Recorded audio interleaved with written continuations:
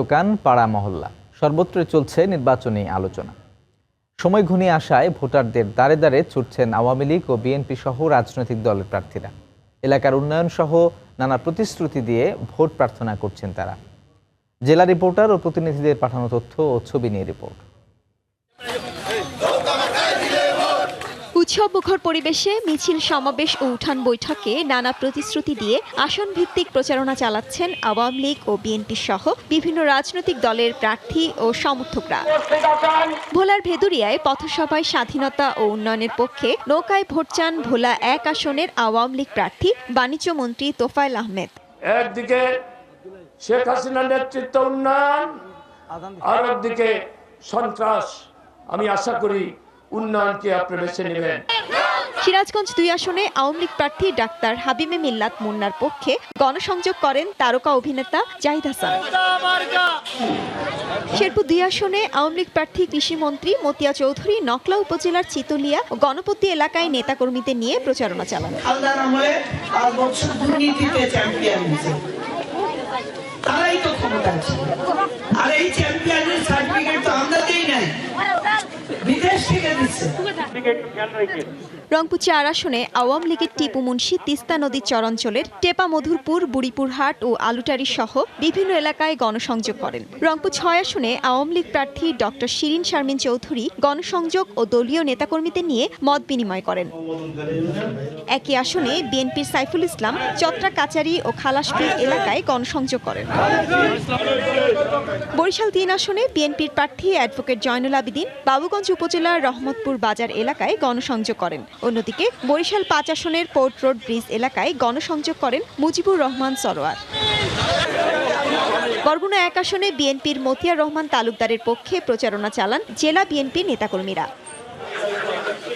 আশুলিয়ার নবীনগরে সেনা শপিং কমপ্লেক্সে নির্বাচনী প্রচারণা চালান ঢাকা ১৯ আসনের ঐক্যফ্রন্ট প্রার্থী ডাক্তার দেওয়ান মোহাম্মদ সালাউদ্দিন বাবু। এ সময় সুষ্ঠু ভোট নিয়ে সংশয় প্রকাশ করেন তিনি। সমস্যা আমার নেতাকর্মীরা যখন কোথায় গণসংযোগ করে তখন তাদের কাছে লিফটেড নিয়ে নেয়, তাদের ভয়ভীতি দেখায়, তাদের হুমকি দেখায় এবং সেই তারা অব্যাহত আছে।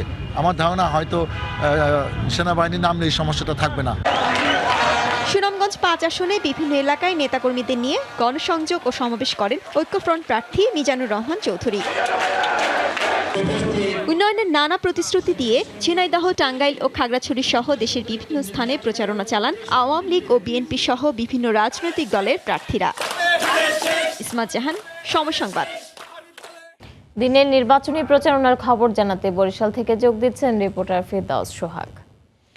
পারমিতা, আপনাকে ধন্যবাদ। বরিশাল অঞ্চলের ২১টি যে আসন রয়েছে, শনিবারও কিন্তু এই ২১ আসনে বিএনপির যারা প্রার্থী রয়েছেন তারা গণসংযোগে খুব একটা বের হননি। তাদের যারা বের হয়েছেন তাদের সংখ্যা ছিল কম। তবে আওয়ামী লীগের যারা প্রার্থী রয়েছেন তারা কিন্তু গণসংযোগ প্রচারণা অংশগ্রহণ করেছেন। আর একটা জিনিস জানিয়ে রাখি যে শনিবার দিন কিন্তু বরিশাল বিভাগের কোথাও বড় ধরনের কোনো সহিংসতার খবর পাওয়া যায়নি, একটি ভালো খবর রয়েছে।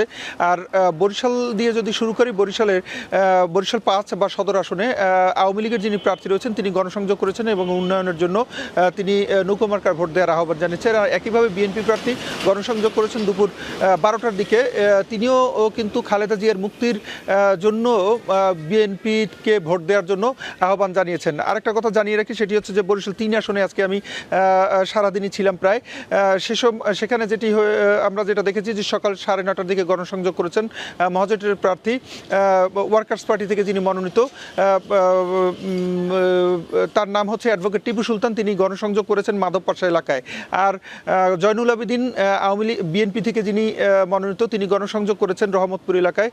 তিনি খালেদা জিয়ার মুক্তির দাবি এবং তার মুক্তি যাতে ত্বরান্বিত হয় সে লক্ষ্যে তিনি ধানের শীষে ভোট দেওয়ার আহ্বান জানিয়েছেন।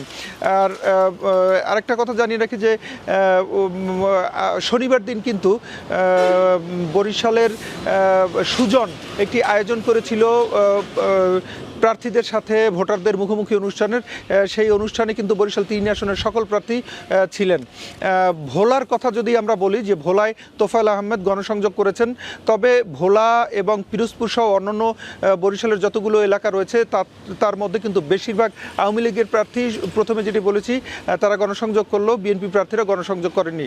সময় স্বল্পতার কারণে আজকে পুরোটা বলা যাচ্ছে না। তো এই ছিল মোটামুটি বরিশাল অঞ্চলের যে গণসংযোগ নির্বাচনী প্রচারণা তার সর্বশেষ। পারমিতা। বরিশালে নির্বাচনী প্রচারণার খবর জানাতে যোগ দিয়েছিলেন রিপোর্টার ফেরদাউস সোহাগ।